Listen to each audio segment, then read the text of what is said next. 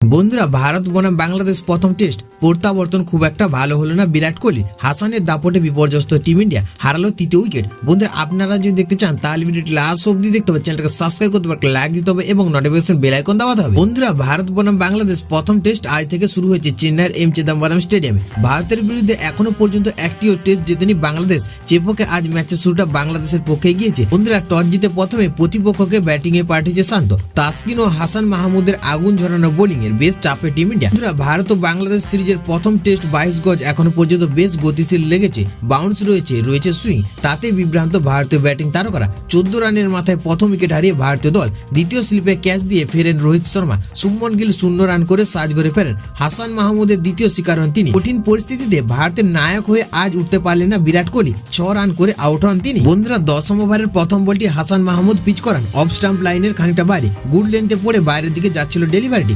Line বুঝতে না পেরে কভার ড্রাইভের উদ্দেশ্যে ব্যাটটি বাইরে দিয়েছিলেন বিরাট কোহলি। বন্ধুরা, আউটসাইড এজ স্পর্শ করে বল জমা পড়ে লিটন দাসের নিরাপদ দস্তানায় 34 রানের মাথায় তৃতীয় উইকেট হারিয়ে ঘরের মাঠে রীতিমতো ধুঁকছে ভারত। বন্ধুরা, ম্যাচের শুরুতে 3টি উইকেট তুলে নিয়ে নায়ক নিঃসন্দেহে হাসান মাহমুদ।